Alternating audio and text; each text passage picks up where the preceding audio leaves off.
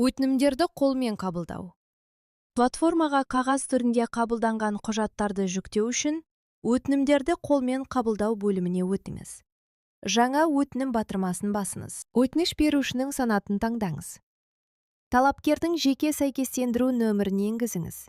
Егер талапкер 18 жасқа толмаған болса, оның деректерін қолмен толтыру қажет. Аты жөнін және байланыс телефон нөмірін көрсетіңіз. Егер талапкер 18 жасқа толған болса, КДП сұрау батырмасын басыңыз. Талапкердің телефон нөміріне 1414 нөмірінен SMS хабарлама келеді. Оған 511 мәтінімен жауап беру қажет. Осыдан кейін талапкердің аты жөні және телефон нөмірі автоматты түрге толтырылады. Білімі туралы мәліметтерді көрсетіңіз. Елді және құжат түрін таңдаңыз. Егер аттестат мемлекеттік дерекқорлардан табылмаса, мәліметтерді қолмен толтырыңыз.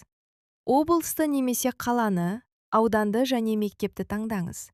Құжаттың нөмірін, сериясын және берілген күнін енгізіңіз. Егер талапкердің ауылдық квотасы болса, тиісті белгіні қойыңыз. Талапкердің әр пән бойынша бағаларын енгізіңіз. Пәнді қосу үшін пән қосу батырмасын басыңыз. Ал пәнді жою үшін жою батырмасын басыңыз.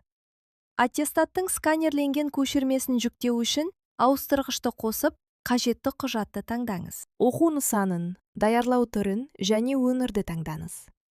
Егер құжат түрі аттестат болып таңдалса, орта буын мамандарын даярлау бағыты бойынша бір немесе 4 білім беру ұйымына 4 мамандыққа дейін қосуға болады.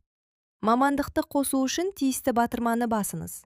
Ал мамандықты жою үшін жою батырмасын басыңыз. Егер талапкердің жеңілдігі болса, тиісті құсбелгіні қойыңыз. Тізімнен бір немесе бірнеше жеңілдік түрін таңдап, оларды растайтын құжаттарды жүктеңіз. Егер талапкердің ерекше білім беру қажеттіліктері болса, құсбелгіні қойыңыз. ПМПК. Қорытындысы. Мемлекеттік дерекқорларда болған жағдайда автоматты түрде жүктеледі. Егер құжат табылмаса, оны қолмен жүктеп, жарамды мерзімін көрсетіңіз. Талапкердің 3/4 көлеміндегі фотосуретін, қызметті алушының өтінішінің сканерленген көшірмесін және дербес деректерді өңдеуге келісімнің сканерленген көшірмесін жүктеңіз. Егер талапкер 18 жасқа толған болса, оның дербес деректерді өңдеуге берген келісімі қажет. Егер талапкер 18 жасқа толмаған болса, ата-анасының немесе заңды өкілінің келісімі қажет. 075 нысанындағы медициналық анықтама мемлекеттік дерекқорларда болған жағдайда автоматты түрде жүктеледі. Егер құжат табылмаса, оны қолмен жүктеңіз. Егер талапкерге тегін тамақтану және жатақхана қажет болса, құсбелгілерді қойыңыз.